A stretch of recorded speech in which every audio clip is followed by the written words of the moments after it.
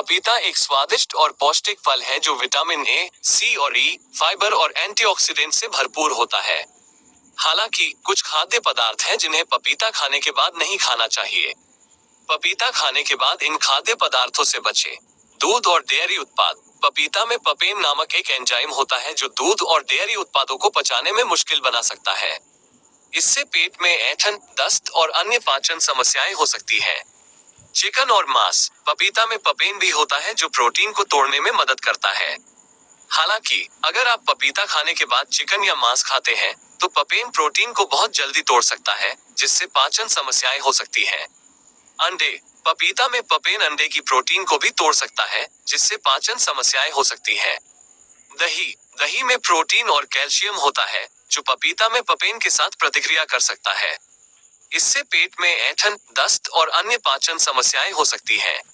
अदरक और लहसुन। अदरक और लहसुन में सल्फर होता है जो पपीता में पपेन के साथ प्रतिक्रिया कर सकता है। इससे पेट में ऐंठन, दस्त और अन्य पाचन समस्याएं हो सकती हैं।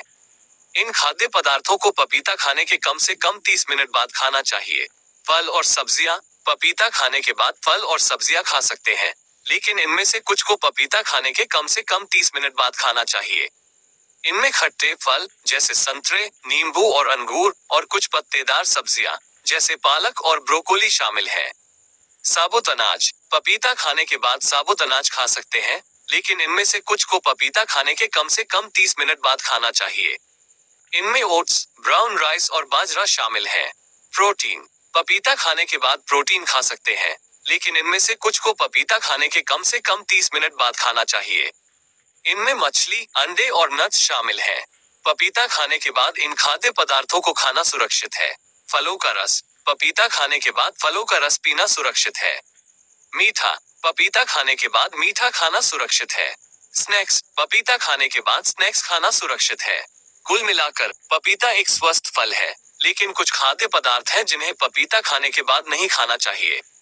इन खाद्य पदार्थों को पपीता खाने के कम से कम 30 मिनट बाद खाना चाहिए।